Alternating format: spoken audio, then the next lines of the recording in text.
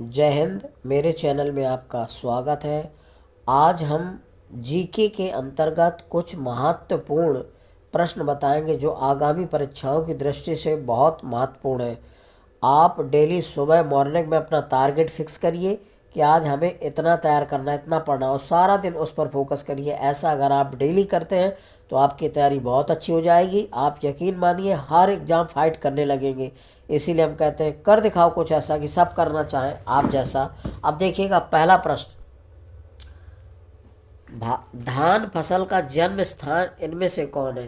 धान फसल का मूल जन्म स्थान कहाँ माना जाता है?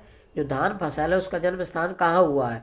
तो भारत, इंडोनेशिया, मध्य एशिया, ए और बी दोनों में। तो धान फसल का जन्म स्थान यानी कि जन्म हुआ है भारत और इंडोनेशिया में, दो जगह माना जाता है। धान फसल का जन्म स्थान कहाँ माना जाता है? भारत और इंडोनेशिया में। तो इसका डी विकल्प सही हो जाएगा, ए और बी दोनों। ठीक है, धान फसल का जन्म स्थान कहाँ हुआ, जन्म कहाँ माना जाता है? भारत और इंडोनेशिया में। तो ए और बी दोनों सही हो जाएंगे, इसका डी विकल्प सही हो जाएगा। अगला है, गेहूं फसल का मूल जन्म स्थान है। गेहूं फसल का मूल जन्म स्थान कहाँ है? भारत है, पाकिस्तान है, चीन है, मध्य एशिया है। तो गेहूं फसल का मूल जन्म स्थान मध्य एशिया, ध्यान रखना। गेहूं फसल का मूल जन्म स्थान कहाँ है? मध्य एशिया में।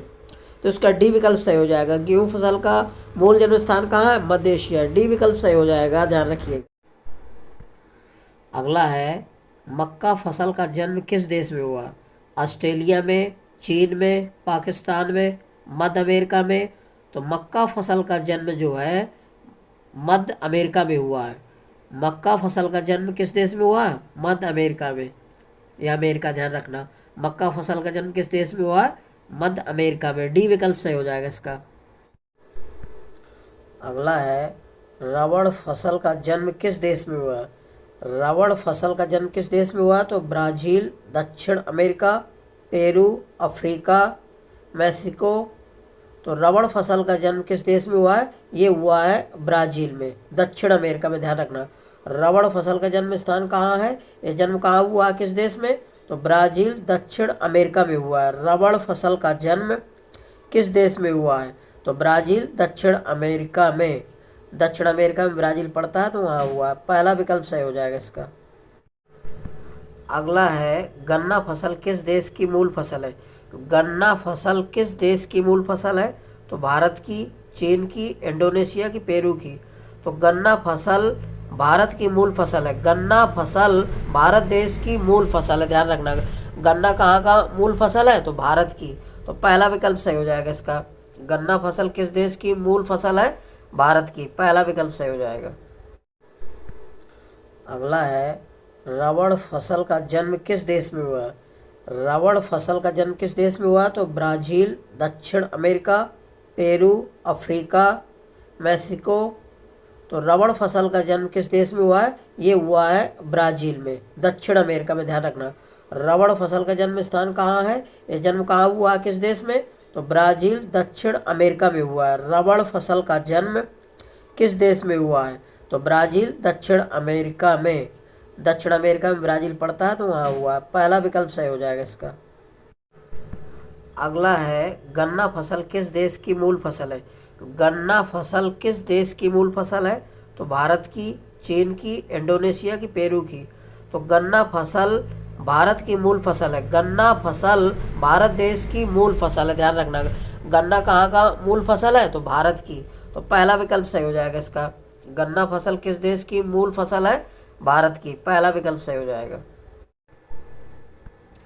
अगला है, कहवा फसल किस देश की मूल फसल है? ब्राज़ील की, पेरू की, अमेरिका की, चीन की। तो कहवा फसल किस देश की मूल फसल है? कहने का मतलब है कहवा फसल का जन्म स्थान कहाँ हुआ है? तो ये है ब्राज़ील में। कहवा फसल किस देश की मूल फसल है? ब्राज़ील की। इसका पहला विकल्प सही हो जाएगा, ध्यान रखना। कहवा फसल किस देश की मूल फसल है? ब्राज़ील की। कहाँ की है? ब्राज़ील की। इसका जन्म स्थान कहाँ हुआ है कहवा का? तो ब्राज़ील में हुआ। तो पहला विकल्प सही हो जाएगा। अगला है, आलू फसल मूल जन्म किस देश में हुआ है? कहने का मतलब है आलू फसल का मूल जन्म किस देश में हुआ है? पेरू में, ऑस्ट्रेलिया में, ब्रिटेन में, भारत में। तो आलू फसल का जो जन्म स्थान है मूल, वो पेरू में हुआ। तो पहला विकल्प सही हो जाएगा। आलू फसल का मूल जन्म स्थान किस देश में हुआ है, यानी कि आलू फसल का जन्म किस देश में हुआ, तो पेरू में हुआ। पहला विकल्प सही हो जाएगा। अगला है, भारत में किस फसल का जन्म हुआ है। तो भारत में किस फसल का जन्म हुआ है, गेहूं का, कि ज्वार का, कि बाजरा का, कि मक्का का। तो भारत में ज्वार का जन्म हुआ है। भारत में किस फसल का जन्म हुआ है, ज्वार का। भारत में कौन कौन सी फसल का जन्म हुआ है, मूल स्थान। तो आपका हो गया ज्वार, एक है उड़द, एक है मूंग, और एक है गन्ना। तो गन्ना का, ज्वार का, उड़द का, मूंग का, इनका जन्म स्थान कहाँ है, भारत में हुआ है। गन्ना, ज्वार, उड़द और मूंग, इन सब का जन्म हुआ भारत में, ध्यान रखना। तो भारत में किस फसल का जन्म हुआ, ज्वार का हुआ। बी विकल्प सही हो जाएगा, ध्यान रखना। अगला है, चाय किस देश की मूल फसल है। चाय किस देश की मूल फसल है। तो चीन की, भारत की, ब्राज़ील की, इंडोनेशिया की। तो चाय चीन देश की मूल फसल है। चाय सबसे ज़्यादा कहाँ पैदा होती है, भारत में। और जन्म स्थान कहाँ हुआ है चाय का, तो चीन में। तो चाय किस देश की मूल फसल है, चीन की। पहला विकल्प सही हो जाएगा, ध्यान रखिएगा।